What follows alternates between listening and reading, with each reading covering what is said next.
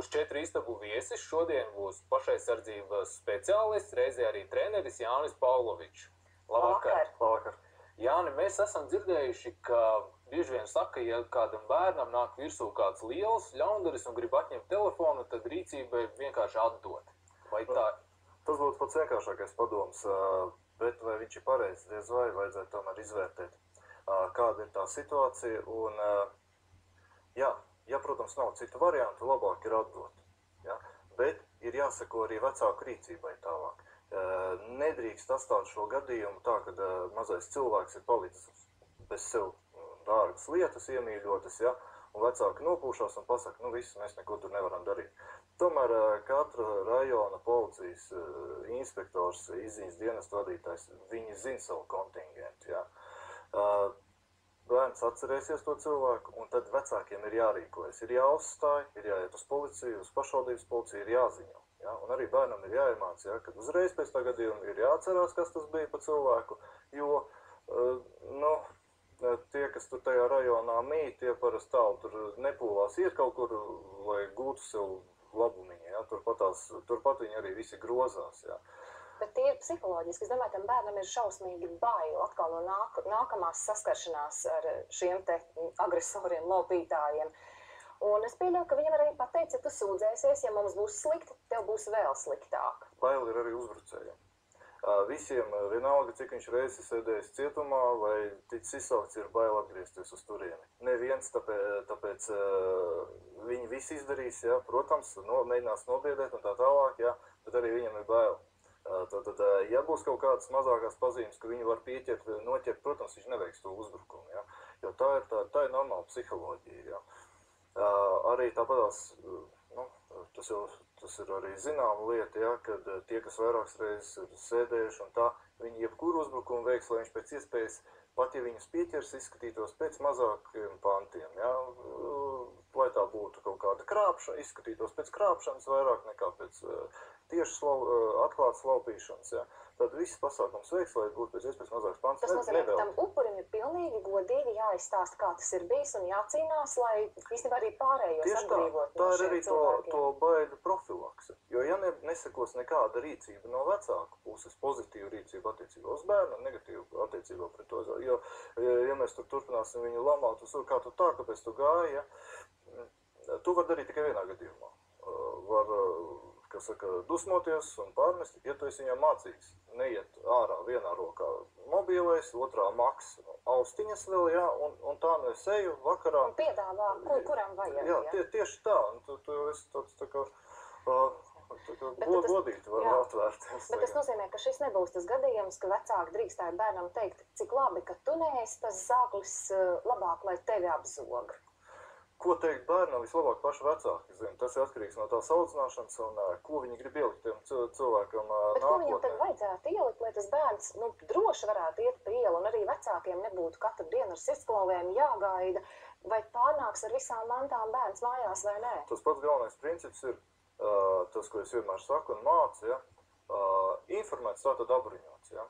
Ja bērns zina, kas var notikt, kādi mēdz būt cilvēki, ja? Nevajag vistumšākajās krāsās, ja? Tā kā ļauna pasaciņu uz nakti stāstīt, ja? Bet pastāstīt par reāliem apstākļiem, kas var gadīties. Ja? Sākot ar to, ka, protams, ja tev ir austiņas ausīs un tu staigā pa ielu, tad varbūt arī ceļu satiksmes negadījums notikt, ja? Sākot ar velosipēdas uzbraukšanu un tam līdzīgi, ja? Un tieši tāpatās tu vari arī nepamanīt, ka tev kāds pietuvojās, paņem un aiziet vai aizskrien, ja? Sakiet, Jāni, kādi ir tie elementārākie paņēmieni, varbūt, ko bērnam darīt, ja viņš jūt, ka ir kaut kāda iespēja cīnīties vai kaut kāds paņēmies, iesis, pagrūst, mukt, kaut kas tāds? Mukt to stāst vienmēr, bet ja mēs mācam bērnam mukt, tad pa vakariem ar viņu arī jāiet ir skriet. Ja? Viņš tiešām var arī aizskriet, ja?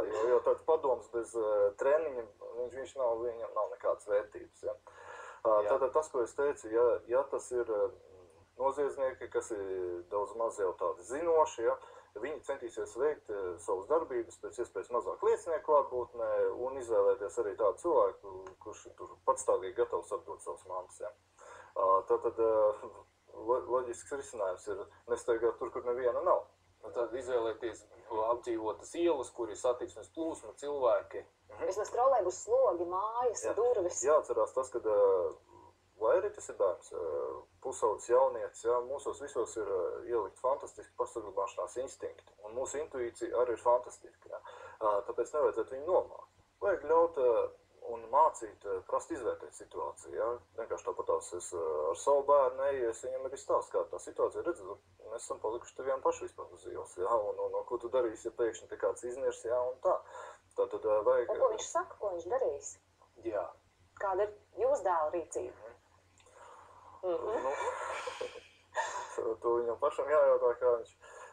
Bet... Nu, ko jūs esat viņam iemācījis, kā šādā situācijā rīkoties? Vai jūs esat drošs, ka jūs dēls paliks vienmēr ar savu mobilo telefonu? Ja mēs redzam tumša iela, stāv divi cilvēki, nevis pat kopā, bet ja starp viņiem pat ir atstatums, jā, tad nokļūstot starp viņiem, jūs jau nokļūstat lamatās. Jā. Tas ir vienkārši... Nekad cauri pa vidu. Tieši tā. Pat, ja ir pretējā ielā, atstatums starp viņiem visi Mest 50. roku, jā, tieši tā, vai arī pagaidīt. Lai viņa aiziet. Jā, tas nav, kas saka, laiks ir nauda, saka, jā, bet šajā gadījumā laiks ir jūsu veselība, jā, tāpēc stāviet, nogaidiet situāciju, ja kaut kas ar skriešanu ir tā. Skriešana ir labs pasākums, kā izbēgt, pat, ja jūs jūtat, ka jūs var noķert, policijai, jebkurai policijai, ieskaitot ceļu policiju, zinām pazīmi. Ja kāds skrien, tad kaut kas nav kārtībā. Ja, tad tieši šai situācijai jūs pievērsīs vairāk uzmanību. Ja? Un tieši tā rūdīt noziedznieki vai tādi, kam ir kaut kāda pieredzīta, ja, viņi neskries pakaļ, nedzīsies, jo tas uzreiz pievērš uzmanību. Ja. Vai ir vēl kādas pazīmes, kam pievērst uzmanību tieši no bērna viedokļa? Tur ir divi cilvēki, kaut vai ar atstatumu. Vēl arī tāds konkrēts kopā, padoms. Vai laterna spīd, nespīd, kā tieši praktiski? Praktiski vajadzētu sekot tam, kas notiek riņķī jums. Jā. Protams, ja jūs iesiet visu laiku un skatīsieties atpakaļ, nu, tad tas ir slimīgi. Jā. Vienmēr var skatīties, vērot savu ēnu. Ja pie ēnas kāds ātri pietuvojas, vai arī jūs paskaties atpakaļ un pēc 5 sekundēm jūs ievērojat, ka tur ir parādies cilvēks, kura nebija līdz šim. Jā. Tā jau ir, zinām, briesma pazīme, ja, un tai vajadzētu. Tikpat tās ir skatlogi, uz kuriem var skatīties, vai kāds neseko, ja. Tātad nevajadzētu iet gar vārtrūmēm pārāk tuvu. Nu, te ir tādi praktiskākie padomi, bet tas ir tieši situācijās, ka tiešām vairs neviena nav, un nevēlti ir noteikti zināms laiks, pēc 11, kad nevajadzētu arī rādīties uz ielas, tas ir ne bez pamata. Un tagad, Jāni, būs eksperiments. Tikai nenodariet man neko ļaunu, bet es, piemēram, esmu saķērus jūs šādi aiz rokas. Kā jūs tiksiet vaļā no manu kampienu? Šajā gadījumā jāceras viena laba lieta, kad jūs esat man sakāt uz roku, bet arī jums ir tikai viena roka. Nē, nu man ir divas, varu šādi arī pienākt klāt. Nu ko? Jā, es papriekš pirmo. Jums nesāp? Nē, man nesāp, paldies, pat ļoti patīkam. Tātad, ir tā, ka pret vienu roku jūs varat cīnīties ar divām rokām. Šajā gadījumā jums jācīnās ar divām rokām pret divām rokām. Proti. Jā, jo jūs paņemat to rociņu un vēl katā. Es jūs turu, redzēt, jūs nevarat izvēlēt. Tieši tā, es arī necentīšos jums sāpīgi nodarīt. Bet ir tā, ka mums vajag novērst uzmanību tā cilvēka, kurš jūs ir satvērs. Ko mēs varam izdarīt? Izdarīt viņam sāpīgi iesturot pa kāju. Un jūsu tvēriens atslāps un jūsu uzmanība novērsīsies. Otra lieta, tā ir runāšana. Tad, kad es ar jums runāju, nu, cilvēkam ir ļoti grūti darīt. Turu tieši tik stingri. Es gaidu, kamēr jūs nogursiet. Bet, mums tas jābeidz raidījums. Jā, labi, tad.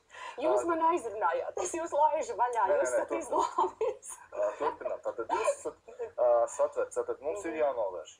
Tā, ka mēs iespējam pa kāju, tas ir tas mirklis, kad mēs varam izvilkt ārā roku. Ja? Izdevās? Jā.